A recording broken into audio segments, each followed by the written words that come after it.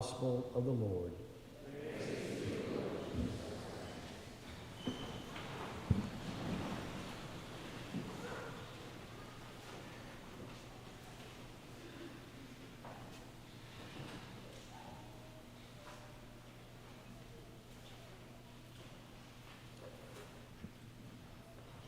So in order for us to continue to progress in the spiritual life and our own spiritual lives, it is always important for us to distinguish with very clear ideas in our mind, what does it mean to be a Christian? What does it mean to be a Catholic person?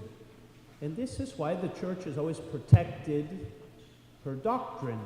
The most important thing is, what does it mean to be Catholic?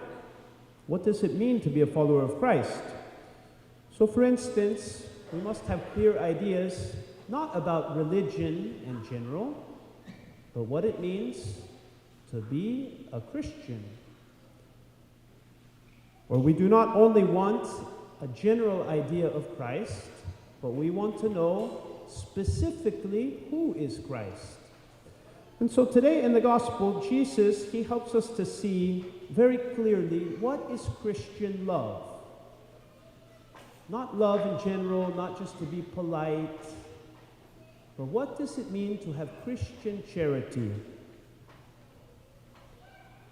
And Jesus, he alludes to something that is very common that we hear about today. Many times we hear this phrase that words themselves can be very cheap, that a person can be a great speaker, very influential, but if it is only words, we know words can be cheap.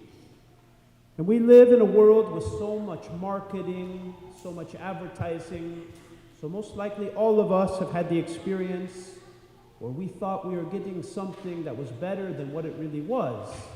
This is many times the fault of this world of marketing. It is trying to sell this idea that is not completely true. They say this is the best product, it is so durable, and then when it shows up in the Amazon package, it's not as big as you thought. The quality is not what you thought. And so all the much more important for things of religion. If this is true for normal things in life, how important it is that religion have substance, that it not just be words, not something superficial, but that it be something of substance. And so St. Paul, as we hear in the second reading today, he speaks of what really consists of Christian love.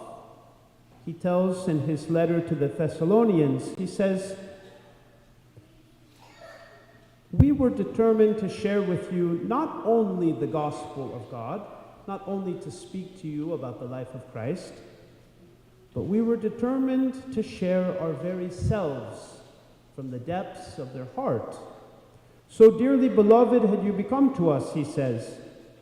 "Recall our toil and drudgery, working day and night." So we see that there is no doubt in the life of the early missionaries of Paul, St. Paul.